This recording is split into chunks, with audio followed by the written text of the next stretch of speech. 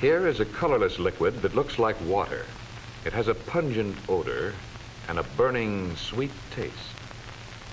Its chemical formula is C2H5OH. This is ethyl alcohol, the alcohol found in intoxicating beverages. It's made out of carbohydrates, such as starch or sugar. Cereal grains are starchy materials commonly used in making alcoholic beverages. Out of wheat, beer is usually made. Beer contains about 4.5% ethyl alcohol, as shown by the striped area across the bottom of the bottle. And other products that contain sugar will be used to make alcoholic beverages. Out of grapes, wine is made. Wine contains about 15% ethyl alcohol. All alcoholic beverages are products of fermentation. As these samples of wheat and grapes are fermenting, alcohol is being produced. The raw material usually needs to be prepared for fermenting or cracking or crushing. Whatever is being used, fermentation has to take place. Fermentation is the action of yeast cells on sugars to produce alcohol.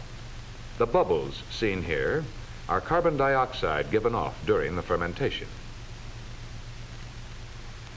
Beer and wine are products of fermentation alone. But whiskey, a third type of alcoholic beverage, requires distillation as well as fermentation. The alcohol is separated from the other materials in the fermented mixture. In this case, the alcohol is made out of fermented corn mash. When the fermented mixture is heated, vapors are given off that contain products of the fermentation, including a relatively high percentage of alcohol. As the vapors cool, they change to liquid and drip from the distillery.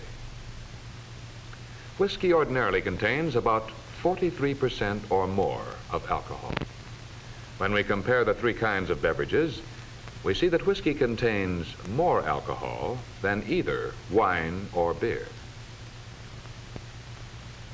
But in each of the three beverages, the intoxicating part is always the same substance, ethyl alcohol.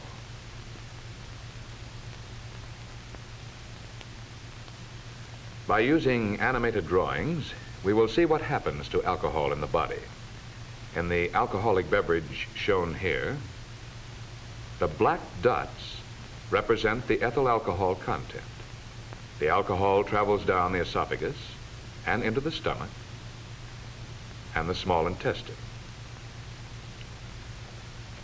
Capillaries in the stomach lead into a branch of the portal blood vein that connects with the liver, shown at the left.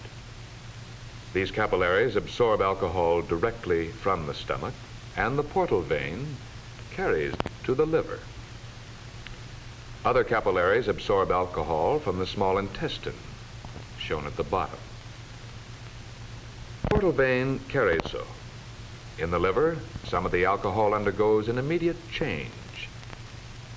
Enzymes found only in the liver react with the alcohol and change it to acetic acid, presented here as white dots. This means that the alcohol burns or oxidizes, thereby releasing calories of heat energy. The acetic acid molecules and the molecules of ethyl alcohol, not acted upon immediately by the liver, pass on through the veins to the heart, shown here in the center.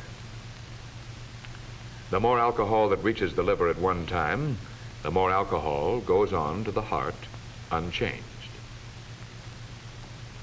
The heart pumps this blood containing alcohol and the acetic acid into the arteries and on to all parts of the body. Whereas only the liver oxidizes pure ethyl alcohol to acetic acid, any body tissue, as for example, the tissue shown here, can oxidize acetic acid. As acetic acid, represented by the white dots, burns, heat energy is released and waste materials eliminated. Thus, the liver is the one organ of the body where oxidation of alcohol to acetic acid takes place. So, except for small amounts of alcohol that escape through the lungs and kidneys, alcohol in the bloodstream remains unchanged until it can be acted upon by the liver. As the liver oxidizes molecules of alcohol to acetic acid, other molecules return from the bloodstream. The liver oxidizes about 3/4 of an ounce of alcohol per hour until the alcohol is all oxidized.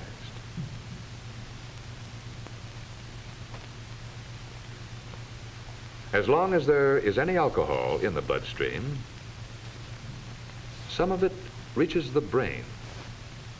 Here it acts as an anesthetic. The effects of alcohol on the human brain vary somewhat from person to person, but its main effects follow a general pattern. At first, the greatest effect is on the cerebrum, outlined here with a black border. 0.05% is about 1 ounce of undiluted alcohol in the entire bloodstream. This darkened area is the judgment center and the center for tensions and anxieties. Even small amounts of alcohol tend to deaden these centers, and because of this may provide an illusion of relaxation. This is ordinarily the situation in moderate social drinking. As the concentration of alcohol in the blood rises above 0.05%, the judgment center becomes more and more depressed. Gradually, too, the muscular control center becomes less responsive to incoming signals from nerves in all parts of the body. The person usually feels confident that everything is all right. But a condition like this develops. Drivers in this condition are incapable of making responses fast enough for the safety of themselves or others. This leads to accidents. The vision center, too, is affected during intoxication. This impairs the individual's normal vision. Blurring and other abnormalities of vision frequently occur. Driving or walking in traffic is extremely hazardous under such conditions. If the concentration of alcohol continues to increase, it finally affects a deeper center toward the base of the brain called the cerebellum. When the concentration of alcohol in the bloodstream reaches about 0.4%, unconsciousness usually occurs. 0.4% is about 8 ounces of undiluted alcohol in the entire bloodstream of an average-sized adult. Gradually, the brain and other organs are freed of the anesthetic effect of the ethyl alcohol. But even after consciousness is regained, it takes some time before the person is fully in control of his muscular processes.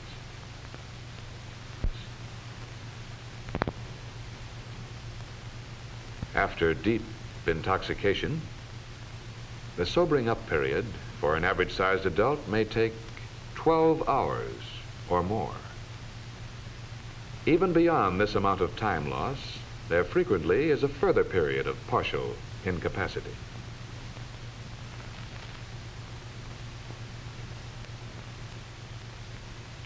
So we have seen that alcohol oxidizes in the body and produces heat energy. In this respect, it is like any other food. But as a food, heat energy is all that pure alcohol can provide. Most other foods supply some needed materials such as proteins, vitamins. Pure alcohol contains none of these, even though it supplies calories. The substitution of alcohol for other foods over a long period of time produces serious nutritional deficiencies and decreases the resistance to infections and to such diseases as pellagra and beriberi. Those who are unable to avoid chronic overindulgence in ethyl alcohol, such as this man, are usually termed alcoholics or problem drinkers. For him, like other alcoholics, alcohol disrupts his life and injures his health. Investigations are convincing medical authorities that the problem drinker is a sick person. This man needs medical attention. The old method of treatment for a person in this condition was to throw him in jail. But the hospital is the place for a person in a helpless condition due to alcohol. Medical science can help the problem drinker regain his physical health. When there is any doubt as to the cause of the patient's condition, a complete medical examination must be made. An eye check will help determine whether the patient is suffering from shock. By means of chemical tests on a sample of his blood, the patient can be checked for diabetes and other diseases that may have symptoms similar to those of alcoholism.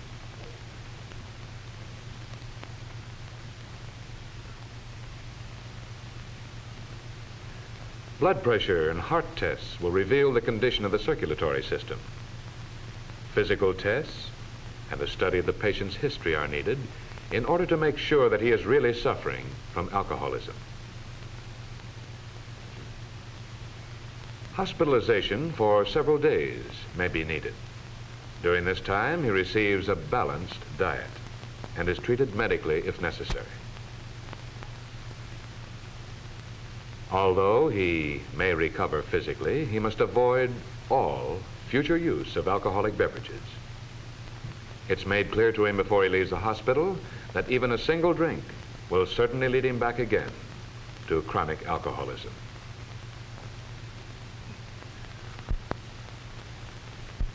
It's essential that every drinker understand how alcohol affects his body and face the possibility of one day becoming an alcoholic. And he should realize that alcohol is a potential menace to community safety as well as to his personal health.